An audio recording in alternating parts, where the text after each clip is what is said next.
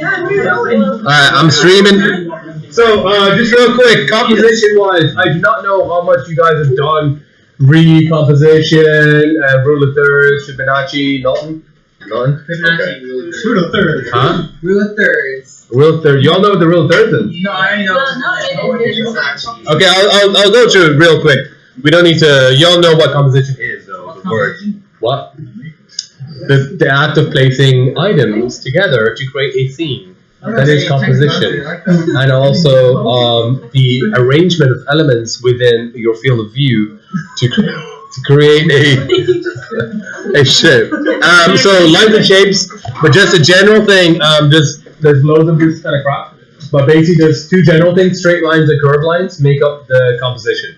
So straight lines are very direct, very angular, more violent and more direct. And curved lines are generally smoother, calmer, and most of the time regarded as prettier.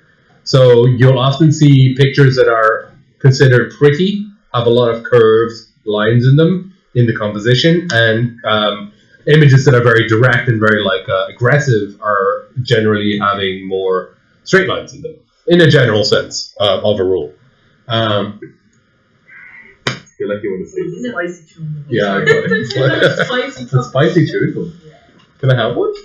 Well, you're not white, so it's probably. I'm not white. What? It's too spicy. Does it have chili pepper in it? No, It's just normal extra. No, he's racist. No, he's saying white. You wouldn't say the spicy. Oh my lord. No. He's saying that for white people, I'll be recorded. incredibly spicy things are. Can I have one of the super spicy? Spicy boy, please. They're just a normal. White people think mayonnaise is spicy. Alex is great. I'm sorry. Need a bit of milk. Strawberry. Thank you. Alright, so now the general composition rules that people know of are arranging things in lines or coding perspective, and arranging things foreground, midground, background. We'll talk about all this stuff now in a sec. But there is also, just so you know, color composition. And color composition is making sure certain things have the right tint or the right color, so you draw attention to a certain thing. So you guys know, like the movie posters, it's stopped now. It's not that bad anymore. But you know the orange-blue movie poster thing. All movie posters are orange-blue because that color composition, they work against each other. They're like opposite each other, complementary in the color wheel. So that's color composition, and then we got light composition, which is a lot simpler. Literally areas that you want people to pay attention to. More light, areas you don't, less light. You'll see a lot of concept art for characters, especially when you look at them, and if you like take the picture, put it into Photoshop, and just make it black and white, you'll notice that it's really light up here, and then it gets really dark towards the feet. It gets much darker towards it. There's a Valve. Valve has the Dota 2 art guide, and it shows it really clearly. If you like, it's free website there, and it shows that. I asked if there was anyone missing. We couldn't answer you, so. Clearly, we're not very memorable. Why are you giving me Canderel for a club orange? I'm gonna use it just to see. So that's basically like composition. Essentially, areas that are darker, you pay less attention to. Areas that are lighter, you generally pay more attention to. There's a few rules. One is rule of thirds. This is the most common, simple one. Them film people will understand all this. What? What do you mean four? It's separated into thirds. See, you drew attention to the circles because they're colored and everything else is black and white. Yeah, there's a reason I colored the fucking circles. It's the intersection. You just cursed on I said that I was going to do it. Chill your face. Okay, so. He swore on Nick. Oh god. Thank you. Wait, are you? Alright, so you separate it into thirds, just like straight up, equilateral thirds. And then the intersection points, the rule is very useful because if I have something that's a foreground, a midground, and a background, something that's far away, something that's in the middle, and something that's really close, middle stuff fits in this third. Foreground stuff, the close stuff fits in this third, middle ground stuff fits in here, and far stuff fits in the upper. There's obviously, you can break the rules a little once you know it more, but this is the most basic one. And then the intersections are highlighted because any areas of interest that you want to draw attention to, you put them in here. And when they're in this areas, they supposedly stand out a lot more. So if I look at this next picture, the B eye is on one of the intersections, so you pay attention to it. The main B body is in one of the thirds. The secondary thing that's not as important, the flower, it's also important but not as important, is in another third. And just in order to get the composition to be in thirds, they just leave a blank space, and that's fine as well. That's called negative space, and sometimes this helps to balance the picture. So like half of the picture is the negative, and half of the picture has something in it. Okay. If we look at this picture, it's a lot harder to see. The last one is way simpler. This is from Rage, the game that had really nice concept art, but isn't a good game. That's a lot of games, though. That's a lot of games. Yeah, It's a lot of games. That's very fair. So this is also divided into thirds. I don't know if you can see that very clearly. Yeah?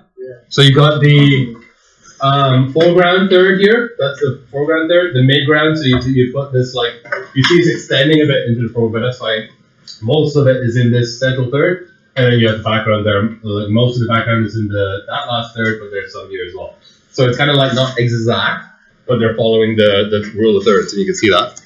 If I do that, it's a lot more clear. And also you might notice that the area of interest is not exactly on the dot. So it's kind of like an area, which is exactly what it is. It's not a point of interest, it is an area of interest. So anywhere in there, you'll kind of pay attention to. It also does a couple of other really cool tricks, which is, it's got perspective stuff in there, which we'll talk about now in a sec. So everything's perspective vanishing away to a certain point. So I don't know if you can see, like, the lines are all moving towards a vanishing point, like kind of around here. Everything's moving towards there, so that's perspective. And it's also got a leading line. So a leading line is just if things make a line, like this, it's basically a line. It's a piece of thing, but it's arranged in a way that it draws a line. So you start looking towards here. So ideally, I don't know for a fact, but I think what the artist is trying to do is, you look at here first, because it's on the third, and it's face, and people always acquire faces first. So I'll see the face, and then these lines will hopefully bring me over here, and I'll look at this thing, this is in the midground, so that's the important thing, and this, because it's aiming that way, will lead me to the background. So it kind of like pushes my eye to the painting. So that's rule of thirds, and that's the most basic composition, but it's actually really powerful. It's really useful. If you're trying to make something you don't know how to put stuff, you can use that. And there's the Fibonacci. So the Fibonacci sequence is a mathematical symbol. You don't need to know or care what it does. But basically a lot of stuff in nature weirdly uses the Fibonacci sequence in terms of how it, yeah, we don't care. Don't care. That's the Fibonacci spiral. Okay, so basically it's 1.1618. Yeah, 1.161. It's essentially 1.161. But what it is each square is 1.161 of the next one. So like that's the first square, and then the next one is 1.161 compared to that, and then it keeps going, and it keeps increasing, and it creates this spiral feature. Now, why is that important or interesting? For some reason, a lot of things use the Fibonacci spiral. A lot of things do, and it's kind of pleasing to our eye when we see it. So we see that golden ratio. The human body is also divided up to the Fibonacci sequence, like where the head is to the body, and those ratios are all like 1.161 as well. And like this photo, for example, it's regarded as a really good photo, and it has Fibonacci sequence almost exactly. You see the way it's like on the line, the curve of the thing kind of connects with this feed, and it goes into the this kind of area of interest where it's like the person trying to catch it and stuff, so it all kind of aligns to the Fibonacci sequence. It is a bit harder to use, the golden ratio. It's a bit harder to use than the rule of thirds one. But here's an example of one that's, it's not as obvious. So this one uses a bit of both. It sort of looks like a thirds initially. It looks like it's just 1/3 over there. It looks like it's just, thirds over there, but it's kind of pushing a bit more to the center. So we put the Fibonacci spiral over it. We see that his body, spine curvature is kind of bending into the spiral. the fit is exactly the area of interest of the spiral, and then the actual mass hits the line as well, where the kind of like it's these lines are kind of where you want to put stuff to so that they can be seen. So you can see that it works actually really well for that.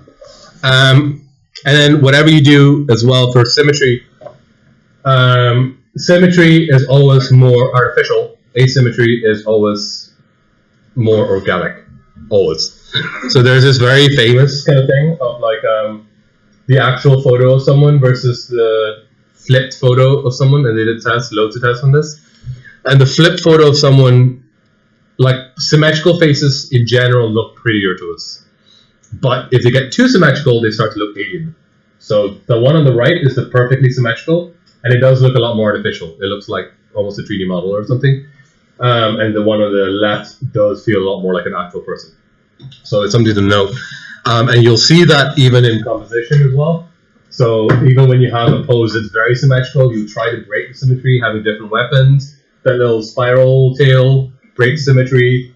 One knee is like pushed up a little. You don't want it to look exactly symmetrical because it'll just look like they're in a T-pose. So you don't want that. Same thing here. It's a symmetrical pose, but you break the asymmetry. The mass is asymmetrical. The weapon's very symmetrical. And the background as well is almost perfectly asymmetrical. One side is completely darkened, and the other side has loads of light and stuff on it. So you try and like balance it that way. Symbolism. Oh yeah, moral choices and stuff as well. Yeah. It's also that stuff. And then same here, that kind of like black and white stuff. But you also can notice not only do they have asymmetry, they also have the rule of thirds thing, where 1/3 is foreground, 1/3 is midground, 1/3 is background. All right. So to balancing elements is a method of making sure that you never have one thing by itself. You always have like a main element, a really obvious element to focus on. And we saw in the raging, it was that person sitting on the thing. It doesn't have to be huge, it's just the main element. And stuff farther away gets, it has to be there, but it balances the main.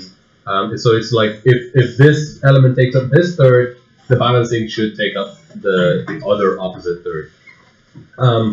The other thing to remember as well is stuff closer to you has more color, more saturation, and is more detail. Stuff farther away from you is way lighter, less saturation, and obviously less detail. So here's an example of a quite a good balanced element.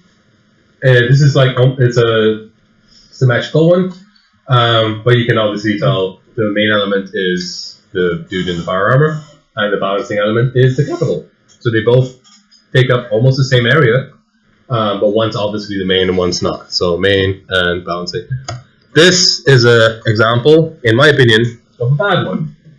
Because in this one, which is the main element? Should be the one on the right. Should be the one on the right, because it's closer to you, right? But the one on the left is really big and really well lit.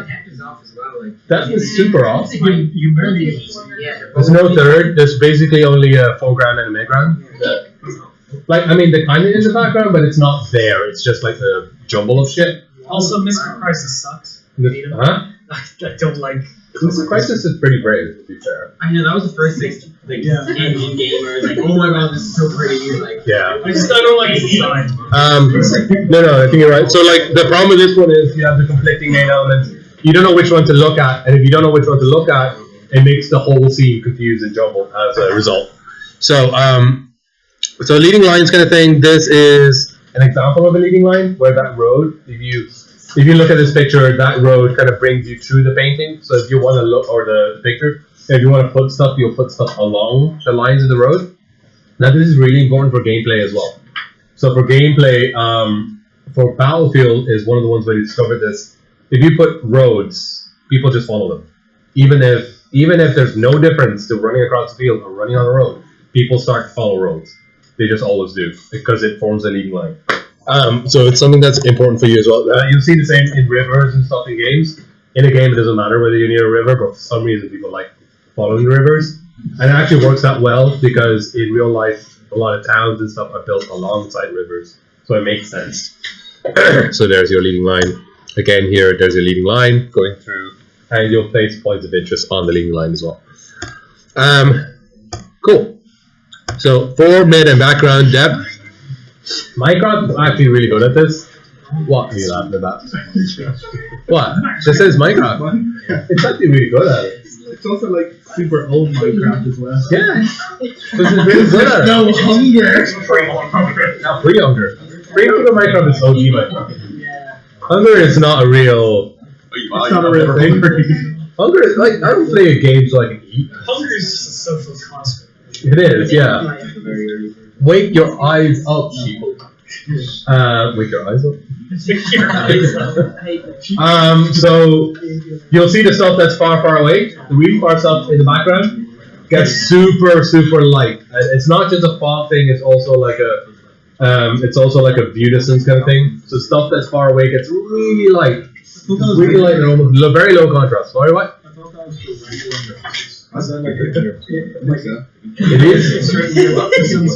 It is used for rendering purposes. Like Turok used to use it, the old dinosaur game, or Resident Evil as well.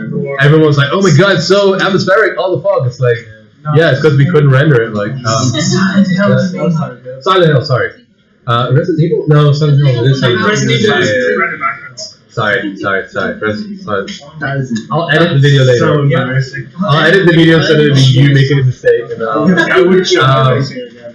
So anyway, yeah, there is a rendering thing, but it's also based on real life. So straight up, this classroom is actually pretty good for it. We can't see that far. Wow. Can we see very far at all? No, we can't see. No, right there. Can you see far? Yeah, there you can see like the bay. Move, Nathan. It's fucking fast. Yeah, perfect here. You may see that. So stuff right here, really high contrast, two colors looks. That bay real far away, the colors are almost like the same. They're almost all this gray. There is color, definitely, but it's basically all gray, and it gets lighter. I used to get real confused when I first started doing like stuff. I didn't know whether stuff farther away was lighter. I thought it was darker. It kind of makes sense. That's right. No, lighter is further. So further away is lighter. Yeah. And you see it starts getting more contrast towards as we go along. Oh, that was good. I was gonna. And then like this kind of background blur thing is a trick that you can use to make things look small. Huh? Oh yeah. If you blur the background of those, what?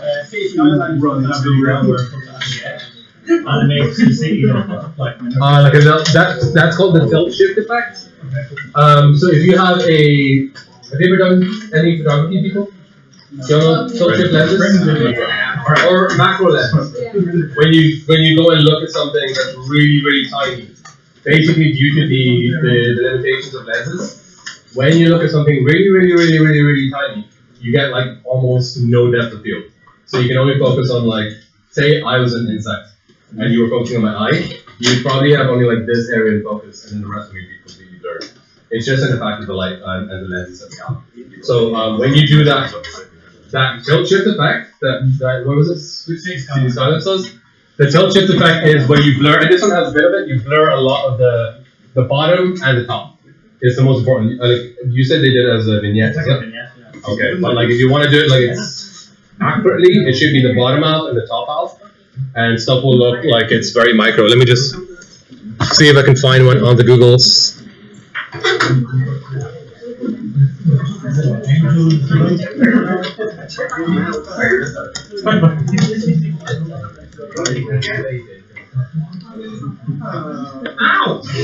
Alright, so there's a great one. Oh, come on. So these are all real photos. Real photos of real places. Short. That's it on screen. Are you serious? But I'm duplicated. Does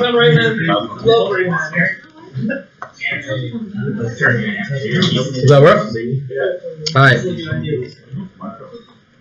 So this is an actual photo of Bangkok, but you just blur the bottom half and the top half, and you get this effect that makes it look like they're tiny things. They look like toys. Yeah, and that's the tilt shift effect. So you can actually put that in post. Oh, you used to be able. You used to have an image effect called tilt shift. You can do it by depth planes now, I think, in Unity. So that is that. So in Rayman, it's not. This is not a tilt shift. This is just stuff that's close to me is very in focus, and then stuff that's even just a little bit behind me is super out of focus. Huge, like very, very small depth of field. Huge aperture depth of field. But it just makes it look. If something that's very close by is super blurry, it makes whatever I'm looking at look tiny. Is essentially that kind of thing. Now here's an example from Dead Space, and you can tell that the planet's far away. Why? Because it has another planet. It's a bit lighter. It's very hard to see up there, and it's lower in contrast. And also, if you look at my screen, you can't see it. There's dust and shit in between. It's technically completely unrealistic. If you look at photos from NASA, there's no atmosphere in space. That effect that we can see when we look down to the bay, that's purely atmospheric effect. So if there was no atmosphere, you would be able to see like pin sharp. The lighting wouldn't change that much. Huh? I think we don't have any blind people in this class. Oh. You're a blur now. Everyone's a tilt shift to you. Alright, so again, foreground, midground, background. Generally, you want to add like stuff you want to pay attention to the foreground. Midground will set the scene, and the background is kind of like the area. So it's kind of like foreground is like what I want to pay attention to right now. Midground is, okay, they're fighting. What are they fighting in? The midground shows me, oh, it's a battle. And then the background shows me, where are they fighting? Oh, it's in a little village or something or whatever. So the background gives the geographical context. The midground gives the context of like what is happening overall. And foreground is obviously the scene or the little snippet that I'm actually interested in. So that's how you would adjust the composition that way. And framing is this method of drawing attention to something that you want people to draw attention to. So you see like the things on the side kind of block it and make it look like a picture frame. So you pay attention to the stuff in the middle, because the two things on the side are close and they block it off, and then here's the actual kind of scene you can see farther. So people pay attention to that. Same with this. You can also frame using geometry. That's the one. So you can see it's all like a square. He's going towards the door, and there's a square around his torso, and the door has a little square inside it, and it's kind of like it has this big frame. So it's like a frame that holds them, and then these in this frame that has another frame inside, and it's a framing kind of method. So you kind of pay attention a lot to everything that's in the frame. For some reason, there's actually people doing studies on this. We like frames. No idea why. They reckon it's maybe because maybe it's because we grew up in houses and having a nice little window. No idea, but humans seem to like frames, and specifically square frames, which is why Insta is so popular. But no one's quite sure why. They're working on it, but there is you don't need to know why. You just need to know that it happens. So there you go. And then repeating patterns there is another framing device, and that's a framing device as well. We specifically have a frame for you to pay attention to the center, and then each little thing has its own little frame as well. Frame. And frames don't necessarily always have to be square. This is Bastion, and you can see there's concentric rings that form it, and it actually still forms a frame as well. And there's obviously the ring, the final ring outside.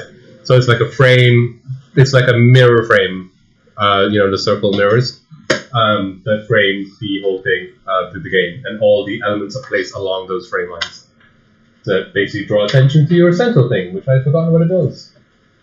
Is it the core or something? You have to get it rebuilt? I can't remember. It was important, I just don't remember what it was, but I remember the central thing was important. Yeah, but that's important. Part of the cards. And then just real quick, color composition. This is an example of color composition where this is a very obvious one where everything else is almost no color, and then whatever you want to pay attention to has a bright red, kind of, it's quite obvious. But generally you want to do that where whatever you want to pay attention to has a different color slightly from the rest of the scene. So let's have a look at the Geralt fighting one. You see that? Everything else in the back is kind of bluey, and it gets even more blue as it goes further away. Whatever we want to pay attention to, it's lit by a fire or whatever, but it's orange. And the color also makes it stand out, not just composition. Cool. And then this is just a rule of space of like you don't always have to clutter the whole area. This negative space can also balance. You can also have a balancing element of nothing, and it does look pretty as well. Same here, same here, same here. Rule of odds is if you want to make a lineup and you want to make the center one stand out, you always have to have a odd number, because if it's an even number, like so, nothing stands out quite too much. So it depends on what you want, whether you want to make them not stand out or stand out. If it's odds, the middle one will always stand out, and if it's evens, the center will not. You can also trick it by, not trick it, but like counter the effect by obviously having like UI bars and stuff like that, or light shining on what you want to show off. Viewpoint is very related to perspective. It's basically your camera angle where you're looking from. This really makes the person feel a lot smaller than they actually are in game, just because they're looking down and up. Same with this. And this one makes that person look a lot bigger than they actually are in the game, again, because you're looking down. This one makes them look smaller, and therefore you feel good about them. And then, like, generally, most compositions have lows. So this one has, what does it have? It's got framing, for sure. It's got legs, for sure. That's not compositional technique, though. So. There's leading lines going in, this perspective, towards a single vanishing point. So there's generally layered over and over. So you've also got your symmetry as well. Symmetry, framing, perspective, vanishing points. This one. It's got light composition as well. Everything else is dark. It's got negative space. What? Blurry, very blurry. So you're paying attention only to that one person. And it's got a little bit of asymmetry in it as well. And the lines all form, the light rays all form a leading line. And also, it's this kind of allegory thing of like, this is the savior, because it's got a, what is around the back of his head. It's not super obvious, it's not exactly on him, but it's like off the side bit. Seems to be the shading as if he'd see the world around him with his glasses. Oh, but that's like the whole game, yeah. All super gold as well. But yeah, actually, to be fair, color composition, you can't see it that well here. On my screen, you can see it a lot better. Everything is yellow, except on his armor, there's a little sheens of green and stuff, so they stand out a little bit. You can't see it there. Can you? A little bit on the right arm. It's kind of bluey green. So there you go. Negative space and stuff. And this one, what we got? Yeah, thirds. Do we have thirds? We kind of have thirds. Yeah. Foreground, the midground to the side, and then background. Anything else? We got leading lines. I mean, we got bullets going down that way. We've got leading lines going on that way. We've got perspective bouncing over there. So it's quite messy. Yeah, exactly. Where's he firing? Like, I don't know why. Where's he firing? I think the person, and I think the person is shooting at him. It's just really bad angle. It's just shooting at a it's super. Make sure you're dead. And then like the lighting is super weird as well. It's like, I don't know.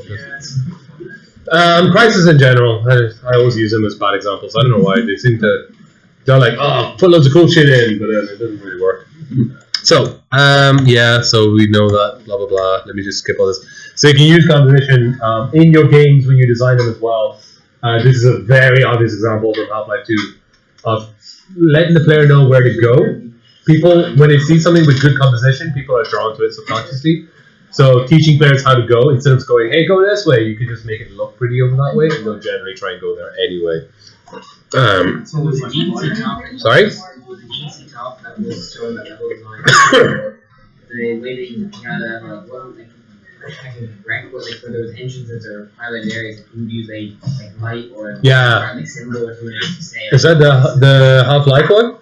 I don't think it was Half-Life. So Half-Life 2 in general, I don't know if they did a talk.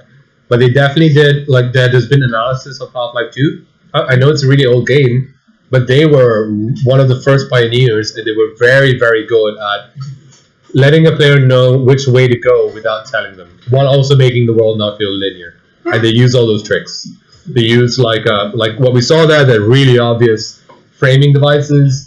They use lights, subtle lights, and they use kind of like compositional corridors. So like it's sort of symmetrical, so you kind of go to the center one always. Like you'd see like some pints of book river and you'd be calling like they just really nice color. They put colored items near to where you wanted to go, and the stuff away is less. Scripted events that have you play like that. Yeah, that would draw your attention. And like Half-Life 2 was a masterpiece in teaching player where to go. Even the game places and stuff like that would have like even just the Half-Life symbol, I think it was, they used to kind of signal that there's a place nearby or that there's a place. Oh, I didn't know that. Yeah, it's really cool. It's really cool. It's really cool. And then you can, once you know the rules really well, you can kind of break them, especially for like this kind of game where it's on purpose breaking the rules a little, because it wants you to feel imbalanced. Like this is technically not correct. It's technically the composition is imbalanced. It's off to the side. There's no proper leading lines. It's a bit like over the. It's a bit chaotic. You have a third, but it's not really a third. It's kind of like it's not really 1/3. It's no, not even. It's very weird. Yeah, 3/8. Something weird. So I have it's got the vignette around like the signs. Yeah. So is it just trying to make it layer smaller? That's not the smaller thing. Wouldn't be the vignette's another trick. It's not a compositional trick, but it's a visual trick. The vignette comes from lenses, and if you have especially cheaper lenses, at certain apertures it can't take in all the light, so you get this kind of vignetting around. And a lot of the time, people would hate it and the best lenses don't have vignetting. Same with lens flares. Lens flares were technically bad, and if you made a lens flare in a movie 50 years ago, people would like fire you because that's terrible. And now it's everywhere. But the vignette is more like an effect it's like a filter, to draw attention to the center area. I use vignettes all the time. It's very handy. Technology comes to be defined by its flaws. Yeah, I think we've got too good. Cameras are too good now, so we need to go back. That's like getting Polaroids. Like what do people remember about VHS? The static and stuff. Yeah, and that's way more. Like, what do you remember about HD DVD to Blu-ray? None. So what? I never used Blu-ray ever. It's in your PS4. I know I don't use it. Never bought Blu-ray. No, the games are on Blu-ray. I'm not actually movies into that. Netflix. So yeah, these are confusing, but they work as well. So yeah, they can work. As I said, this has got framing, it's got negative space, it's got like background, midground, foreground, and this is all a game engine, so it all works, even though it's not a concept art piece of thing. It all works as well. Skip. So like as I said, the Half-Life one, this is another very obvious one where lighting gives you an indicator of where to go, and it also has this symmetrical, and it's got this framing, frames within frames within frames. So you automatically know that you have to go that way as well. So there's loads of them. It does it as well with the red doors and red objects. That's color composition, but yeah, they do it definitely as well. So this one again, you'll pay attention to over there because everything's black and very like blank, and then all the details over there, and it's got framing around it. Is the reason why like Ravenholm and Half-Life 2 is more freaky is because they use less lighting to guide you around? I think that's the point of Ravenholm, but Ravenholm actually has a lot of guiding cues. Mostly by I never taught you guys game design, right? Okay. There's one in Ravenholm I use in my game design classes. The first time you ever see a zombie, so the player has no idea this is a zombie, and they have no idea what they do. And it's really cool because the first time you ever see one is you go into this shed, and when you turn, it's only when you look there does the zombie start coming at you. But the zombie can't get to you because there's a little shelf in front of you, so you're safe. So you can see this thing, and you know it's a zombie thing that's going. And you see a person chopped in half with the head there. And what does that teach you? I've seen a zombie. I know it kills stuff. I know they used to be people. I see this saw that's chopped one of them in half and it's dead, so the saw can probably be used against a zombie. And you learn all that stuff without any interaction being told to you. Fucking poison head crabs. Yeah. The same poison head crabs kill you only to 1 health on purpose. The first time you ever see a poison head crab, it's a little thing that you have to crouch to get into, and inside there's one of the ones that throws poison head crabs, and only the poison head crabs can get out because that thing usually it throws it bites you, and then that thing claws you to death. But in this case, it can't because it's only the little thing. So only the poison can catch you in a safe area. So you get bitten, you're down to 1 health. You learn, oh, this thing kills me to 1 health, and I slowly regain, and then oh, there's the thing that throws it. So it's really like Half-Life 2. It's amazing at teaching you stuff. There is a video I think of level design, Half-Life 2 level design, really worth a watch. That and like Miyamoto 1-1, Mario 1-1 is like they're really good at teaching you stuff. This one is so for perspectives.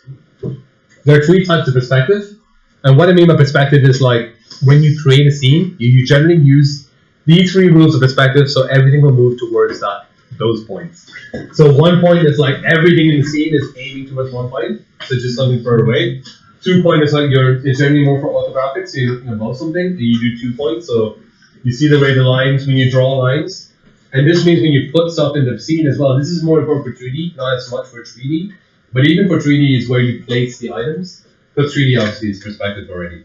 But even where you place the items, you can follow the 2 rules. And the 3 rules is generally for like stuff where you want it to feel like you're in a cliff or something. You really want to have a sense of space. As a sense of like distance, you'll use 3 points. So this is an example of a single vanishing point. There's a horizon level and everything has little lines going towards it. Like that. Right? And then same thing with this one. Everything it's actually all going to his phone. I don't know why it's going off there. It's supposed to go off to his phone. Like it actually has lines. Literally in the image. It's literally on the lines of the phone. Yeah, I don't know why. It must have got moved or something. And then this one is another one where you see it goes there. And this is an example of a more complicated one. This one is a bit more of like a 3-point perspective. So you see this vanishing point up there, but there's also a vanishing point here. Alright, so there's like these kind of uses of perspective to make things look like adjusted to the way they are. Cool. Alright, so that's it for the composition thing. What I wanted to show you today, oh my fuck, we wasted an hour. Okay. Okay. What I wanted to show you today is a process called photobashing. And photobashing is basically the new way concept art is done.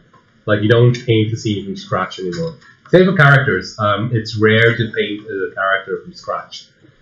You would generally take a silhouette online and put it there, and then add stuff to it using Photoshop. So give me a scene, or a place, or an area, or whatever. Like ideally a scene that I can find photos for easily, and what? Forest cabin. Boring. Okay. Easy to find forest pictures. Doesn't matter. So I've got this going in Photoshop. And if you're just working on Photoshop, we can just go and get perspective guidelines. I don't need to make them. And they're here. Woo! Let's just pick one. So you don't learn that, Basil. How can you don't know this stuff? What? Well, you don't need to draw them to be able to use them. I am going to use this one. So I can copy that, put that into the Photoshop. You must learn. Hell yeah. I don't know why. Nothing was remotely Italian there. You have a CC subscription for a website. Perspective brushes. There are brushes you can get, exactly, that also give you perspective. So I'm going to use this perspective just for the crap. And I don't care if the resolution is a bit shitty because it's just for the guide. If I want to use this as a perspective above everything and have my buttons, the stuff below it show up, what mode do I need to set it to? Overlay. Overlay. Overlay used for white backgrounds. Almost. So if I do, let me just put something below it, and you'll see. I'm just going to draw a red dot. Multiply is the right one. Okay, so if I do this, and I brought this below, if I do overlay, it will work. It will kind of work. It'll do that, but it will also lighten everything. All the white areas will get lightened, and all the black areas will get darkened. I just want to. What I want in this case, I only want the black lines to show and nothing else. So I can do, what was the other one? It was screen. Someone was saying. Yeah, I'm going to do all the wrong ones first. So screen will show the white stuff and not show any of the black stuff and lighten everything. So I don't want that. So multiply is probably the best one here, and you see it's the most accurate to what I have. And multiply will let everything that's black go through, and everything that's pure white doesn't show. So it should show it, and then I can drop the opacity, so it's just my guideline. Cool. So I can barely see it, but it's there. Awesome. So first thing I want to do, we said forest, right? Oh, is that? Let me make it a bit more obvious. I wouldn't do it this obvious, but that work? Yeah. Okay. So the first thing I'm gonna do is set the color of the scene. So it's a forest. Probably gonna do brown and green. So let me just do. What's your palette? I can go to Peloton. Let's do this property. Peloton. Is Peloton the Adobe one? No. That only owns it.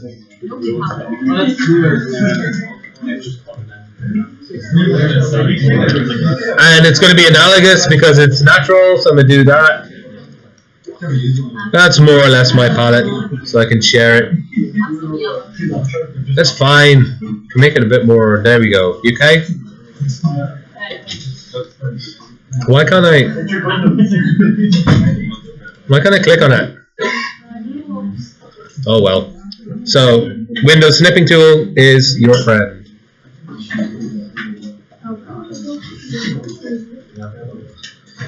Cool. So that's my palette. Awesome. Awesome. Put it over there. Say what? I don't care. Okay. So the first thing is I'm going to do a big, huge color wash. And then the Photoshop concept brushes. As I said before, I think when someone asked me, if you just Google Photoshop concept art brushes, there's many. Gumroad's a lot. This fella does a lot. A really good one, sorry. A very good basic one. And you can download it from there. It's free. But here's a bunch of brushes. And to load a brush is right click and just load a brush. So you can do it here as well. So you can load brushes in here. And then you can see what the brushes do. So like when you see those really pretty pictures and it loads the texture, it's because they're using a super pretty texture brush, literally. So I'm also going to add some other color to it. I'm going to add a bit of blue as well, just so it's a bit more different. And on a low opacity, it's not painting because I'm painting green. There we go.